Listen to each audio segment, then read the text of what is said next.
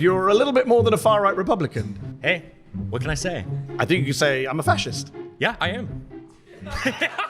Oh boy. If you're questioning the direction our politics are headed right now, chances are you've had a lot of unhinged arguments just like this. The truth is the far right isn't winning because they're correct. They're winning because they understand exactly how to manipulate human psychology. My name is Harper. I studied rhetoric and debated competitively for 4 years. Then I used what I learned to build a social media platform and pull thousands of young men out of the alt-right pipeline. So I know how these persuasion tactics work and how to counter them. So today, we're going to break down this Jubilee video and pull out the frameworks for effective communication so that you can learn not just what to say, but how to think. Let's get into it. My first claim is Donald Trump is pro-crime and pro-criminal.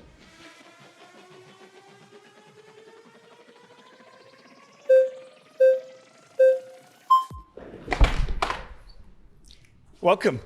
Nice to meet you. Nice to meet you. I'm Mehdi. I would just like to ask, what makes someone pro-crime versus, anti-crime? I think when you're soft on criminals, when you let criminals out of prison, when you pardon people who've assaulted police officers, you're pro-criminal. Donald Trump pardoned almost 1,600 people who were involved in January the 6th. I think 600 of them had been charged. So Mehdi's doing a couple interesting things here. See if you can spot him. There's a man named Daniel Rodriguez. He got 12 years in prison for taking a stun gun and tasing a police officer in the neck and giving him a heart attack. The judge said he was a one-man army of hate. Donald Trump pardoned him. Does that not make Trump pro-criminal? He's letting violent criminals out of prison. I would say no, it doesn't make him pro-criminal. You're okay with that? I did not say that. I said that one pardon against somebody. It was 1,600 pardons. 600 of those were people charged with... one example that you just gave me. I can give you more. Should I keep going? Fine. And I'll say the exact same thing every single time. Then your argument will fall apart because it's not just one example if I keep going. Go for it then. Okay, Shane Jenkins got 7 years in prison for 9 criminal offenses, attacking police with a deadly weapon, destroying government property. How do Trump pardons that probably shouldn't have happened turn into pro-crime? So you've agreed that they shouldn't have been pardoned. So what's Mehdi doing here? He's following a principle that I call controlling the pivot. You may have noticed Jace moves the goalposts a lot in this conversation. Once one of his claims is knocked down, he retreats to a weaker position. If you ever feel like you just argue in circles with some people, this is why. Because you let them pivot from one point to the next without actually closing out any one topic. And this basically has the effect of turning conversations into a game of whack-a-mole. They say X, then they pivot to Y, then they go to Z,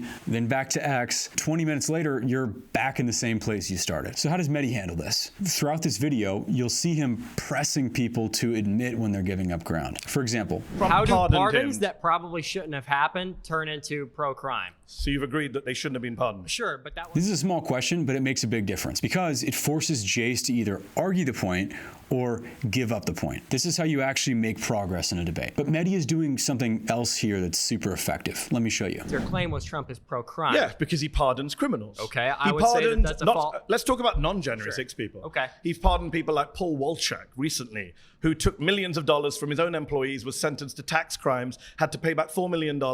Trump pardoned him. He bought himself a $2 million yacht. Why is he pardoning? Mehdi Hasan has an incredible ability to rattle off facts. And this makes his points super tangible and concrete because he's not just arguing about pure principles, he can actually back up his points with examples. So how can you and I develop the ability to always have a counter argument on hand? Well, Mehdi was obviously able to prepare for this conversation. He knew ahead of time what his claims were going to be. But there's actually another way to prepare for political discussions, and you can do it anytime, anywhere without having to be prepared for a specific point.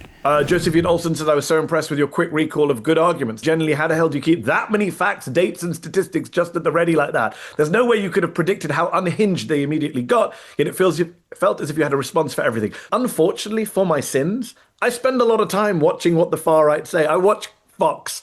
I read right-wing sites. I'm familiar with their arguments. So how do we keep up with what the other side is saying without watching hours of Fox News like Mehdi does? I'll show you the method I use. First, go to Ground News. It's an app and a website. I'm on the website right now. So Ground News processes thousands of articles every day and merges them together. That way, you can see a story from every angle.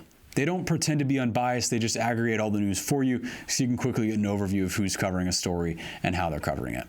So how do we actually use this tool to prepare for political discussions? First, head over to the blind spot feed. This is going to let you see which stories are being covered by each side. That way you can quickly understand what the right-wing media ecosystem is talking about. Plus, thanks to their ownership tracker, you can see who's funding any given publication. Because if you want to understand the news, you got to understand who's paying for it. As you can see, this story is being covered by Fox News, which is owned by the Murdoch family. So I think we all know how they feel about someone like Zoran Mamdani. I love ground news. I've used it for years, ever since I was a competitive debater and needed to stay informed for my extemporaneous speaking event. I truly believe it's the smartest way to monitor the news, and I want you to try it for yourself. I managed to get you guys 40% off the unlimited access Vantage plan. That brings the cost down to just $5 a month. Go to groundnews.com/Harper or scan the QR code on screen or click the link in the description and the pinned comment to support an independent news platform working to make the media landscape more transparent. So that's how you get your facts straight. But as a wise man once said, feelings don't care about your facts. Managing emotion is one of the trickiest parts of debate. Nearly everyone gets it totally backwards. And as we'll see in this next section, things are about to get heated. Let's check it out.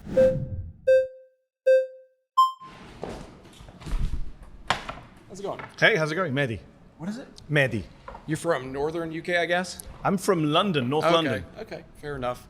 What's your ethnic background, if you don't mind my asking? My parents are from India. Okay, perfect. Just getting premise here. Now, there's a couple weird things about this exchange you may have noticed. First of all, Richie obviously knows Mehdi's name. He knows who he came here to debate. He had no reason to ask multiple times. Secondly, Mehdi's ethnic background has nothing to do with this conversation. So why is Richie moving like this when his statements are clearly irrelevant? Let's watch. What's your ethnic background, if you don't mind my asking? My parents are from India. Okay, perfect. Just getting premise here.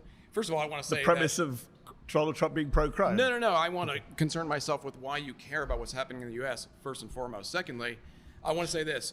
With the argument, should people who live in the U.S. not care about? Let's not interrupt each other. Because I have this thing, people know I have this thing. I have to stay calm, okay? So here's the thing. I am happy that he released J6. In fact, so much so that I was prepared to protest if he didn't. Okay. So when you say, are you okay that he's pro-crime? Sure, because you know what? We're changing the definition of what crime is, first and foremost. You don't think stomping on police officers' heads is a crime? I don't think it's no longer a relevant conversation anymore. You're Really? arguing. No, it's not, because you know what? Okay, have you seen the U.S. in the last 4 or 5 years? Yes, I've BLM lived protests. there for a Have you while. seen? Okay, I myself have been involved in these protests. I've seen egregious things that you couldn't even imagine. So we being have no done rules to then? conservatives. It's not about that. It's it about about? tribal warfare. Okay. That's where we're at in the U.S. I don't know where you're at in the UK. You're from India, so I don't really. I'm not from India. Oh, sorry, your parents are from India, so. Did you catch that? These statements about Mehdi's ethnicity have nothing to do with the conversation at hand. They are purely emotional barbs designed to put him off balance. This is a trap, okay? If you lose your cool in this situation, no matter how justified you are, you're going to make a fool of yourself. So, how do we manage our emotions during a debate? First of all, you need to understand that you have no obligation to engage with these lines of attack. They are in the wrong for bringing this stuff up. So if a situation like this happens to you, don't stoop to their level. Don't get wrapped up in an emotional argument. It's just going to make you both look bad. Instead, call out this behavior in a calm way that puts the heat back on them. Mehdi does a great job with this. What's your ethnic background, if you don't mind my asking? My parents are from India. Okay, perfect. Just getting premise here. First of all, I want to say The premise of Donald Trump being pro-crime. No. Almost instantly, you can see Richie get flustered when his attacks don't work. Let's not interrupt each other. Because I have this thing, people know I have this thing. I have to stay calm, okay? So. Okay, so we need to manage our emotions. But why is managing emotions so powerful? Well, let's compare a debate to a boxing match. Now, you might think that fighting angry would give you more energy. That might be true to a certain extent. But if you let your anger control you, things are bound to go badly. You'll start taking wild swings, making stupid decisions, wasting energy. Same holds true for a debate. Richie came into this discussion heated. You can feel the anger radiating off him. I have this thing. I have to stay calm. Ironic, right? It actually makes sense if you think about it, though. Emotional attacks come from emotional people. And as you might expect, that causes Richie to say some pretty silly stuff. I'm an American, you know. You're an American citizen? Yes. Okay, fair enough. I don't know how you got that, but fair enough. Here's the thing. Are you an American citizen? Absolutely. Okay. But here's the thing. Not sure how you got that, but okay. Born here. But you're a descendant of immigrants. Settlers. I didn't know. Colonialists. Yeah, You don't colonials. look Yeah. very Native American to me. I am Native American. Whites are Native Americans. What are you talking about? You're not. What are you talking about? Whites are Native Americans. Really? Here's the thing. I am happy that he released J6. In fact, so much so that I was prepared to protest if he didn't. Okay. So when you say, are you okay that he's pro-crime? Sure, because you know what? We're changing the definition of what crime is. It's about tribal warfare. Okay. That's where we're at in the U.S. Think about it. Even if you legitimately believed in what Richie just said, this is still an awful way to express that perspective. Hence why you can see Kai cringing in the background. And if you're observant, you can see this pattern play out over and over and over again throughout the video. Later on, Mehdi sits down with Connor, who can't help but gloat about how far right he is. So I would say that with Trump being anti-constitution, I don't really care, to be quite frankly. Okay. What do you believe in? Autocracy. And if that autocrat kills you and your family, you're fine with that? Well, I'm not going to be a part of the group that he kills, because that's the whole thing. How do you know? Carl Schmitt Autocrats tend to kill everyone, Carl even their own Schmitt makes supporters. this point very well in his work. It's the friend-enemy distinction, right? You Carl liberals, Schmitt, the Nazi theoretician. Yeah, absolutely. I don't care. You're a little bit more than a far-right Republican. Hey, what can I say? I think you could say I'm a fascist. Yeah, I am. Or we could talk about Joseph, who was actually kind of holding his own against Mehdi. Sure, so you can look at like the STEM industry. It's been in like a complete and total recession. There's been tons of studies like from the Economic Policy Institute that shows the study you're talking about is from Giovanni Perry, and what he did is he didn't account for aggregation issues, nor did he look at an occupational approach where you look at the specific firms that immigration's going into, like Kim ETAL 2013 did. Until he blows up. Listen to me. I am an immigrant. I'm speaking from personal experience. Get the hell out. I don't even like... I should get the hell out. Yes. Why? I don't want you here. Why? Because you come here and say all this bullshit about how Americans... So why are these guys choosing to communicate in a way that's bound to make them look crazy? Well, they're not choosing to.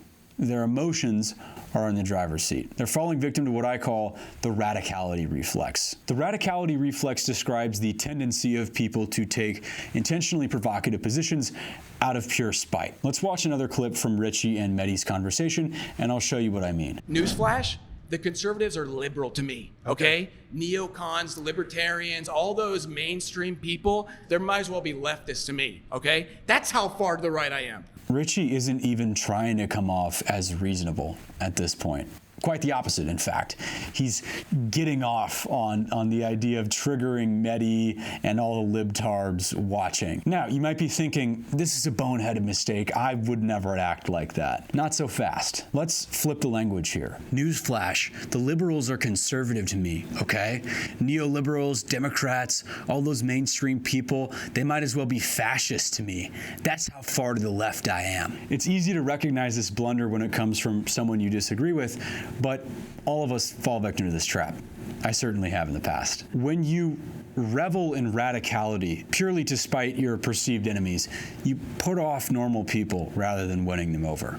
So you basically defeat the purpose of communication. Obviously, there's nothing inherently wrong with having a sincerely held belief that happens to fall outside the mainstream. However, if you do happen to have these beliefs, you need to recognize that and work hard to articulate why those positions are common sense. Way too often, people do the exact opposite and double down on how fringe they are simply because they want to feel based. It's okay to have emotions. We're not robots. But there's a difference between authentically expressing those feelings and letting your emotions control you. Hey, how's it going? How are you going, sir? Nice to meet you, Mehdi. Nice to meet you. Thank you for coming. I appreciate you. I really just more want to get an understanding. When you say pro-criminal, what do you mean? I mean that when confronted with people who've committed criminal acts, Donald Trump has been either soft on them, friendly with them, pardon them, and of course, let's not forget, I mean, we've got 5 minutes left. So you may have noticed that this conversation has a very different tone compared to the last one. Let's watch and see if we can figure out why that is. J6. Yes. Is it possible that he could have done this to unite the country, to move past, to go to a new chapter? If it's even possible, I think you would have to admit that there's another possibility, therefore he's not pro-crime. At least in possibility. So let me agree and disagree. Yep, okay. So I agree with you that the intent could be different. I don't think Donald Trump was sitting there saying, how can I increase the level of murders? Let me release some murderers. Right. I'm not saying he did that January 6th. So why does Mehdi's conversation with Samuel feel so different compared to his conversation with Richie? Well, it has to do with a fundamental concept of communication that I call calibration.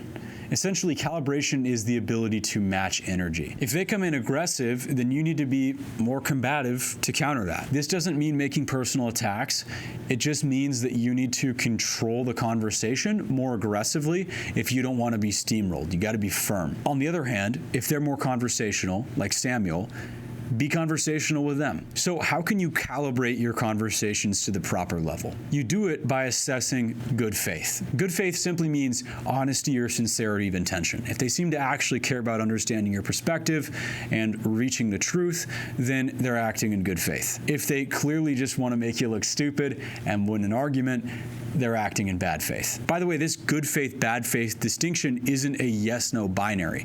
It's more like a gradient. So tactically, how do we actually calibrate? Essentially, you just need to adjust to the level of good faith that your conversation partner is exhibiting. I'd say a good rule of thumb is we want to come off as one notch more good faith than them. That's going to give us the rhetorical high ground. So back to Mehdi's conversation with Samuel, we can see that Mehdi is much calmer and easier with Samuel than he was with the last few people he talked to, because Samuel seems more willing to have an actual discussion. Later on, Mehdi sits down with Edwin, who asks Mehdi genuine questions, doesn't interrupt, and Mehdi allows him to speak for long stretches of time without speaking over him, which is pretty rare in this conversation. So why do these good faith conversations feel so different compared to the other ones we've seen so far? It's because they're fundamentally different types of conversations. There's two basic types of political conversations we can have. There's discussions and debates. Discussions are intimate, respectful conversations designed to promote common understanding between you and them. Debates, on the other hand, are public, assertive conversations designed to win over an audience. There's a lot more to this discussion-debate distinction that I won't get into for the sake of time. Suffice it to say, these two types of conversations follow completely different rules. So if you want to learn more about how to succeed in each of these types of political conversations, learn the fundamentals of rhetoric, and instantly unlock your communication ability, then I wrote a brief ebook called the Leftist Rhetoric Pocket Guide for that exact purpose. Click the second link in the description to grab it for yourself. My next claim is that immigrants overall are good for America.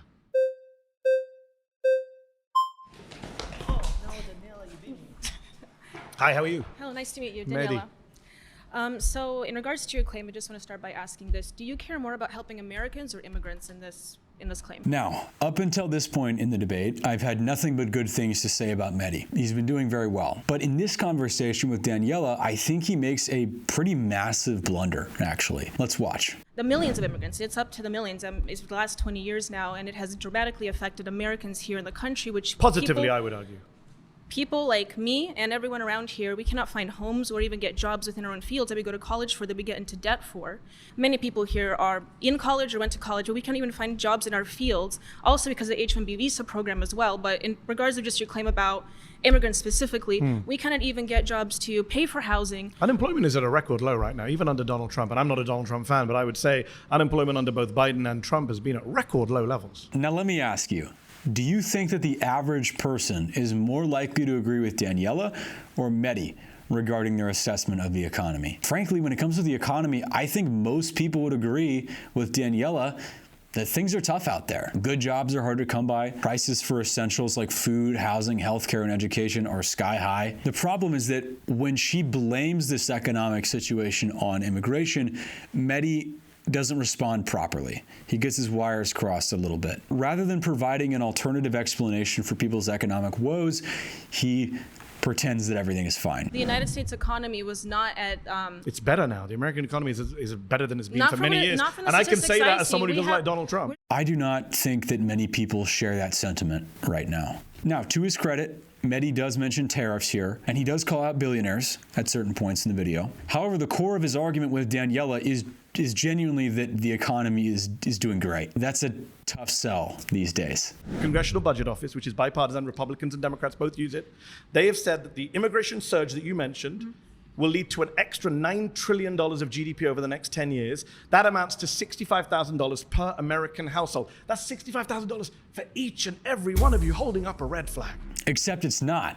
It's clearly not, because GDP doesn't distribute like that, and everyone knows it. This is exactly why liberals have been floundering lately compared to economic populists. This is why the Biden administration had such a strong backlash. Everyone intuitively understands that unemployment statistics don't measure the quality of jobs or the standard of living that those jobs provide. GDP going up means very little for the average person if all that wealth is going to a small group of elites while their cost of living continues to rise and their income stagnates and their job prospects evaporate. If we don't understand that, acknowledge that, and provide an explanation for it, we're going to keep losing ground to people like Daniela who say you're struggling because immigrants are abusing welfare and taking your jobs. So how can you address people's economic concerns without falling into anti-immigrant rhetoric? Well, you first need to understand what I call the diagnosis-prescription distinction. Let me explain. When you're discussing a political issue, like the economy, there are two separate components. First, there's a diagnosis. In other words, what's the issue here? Second, there's a prescription. In other words, what should we do to solve this problem? In this case, Daniela's diagnosis is that the economy is doing bad, and her prescription is immigration restriction.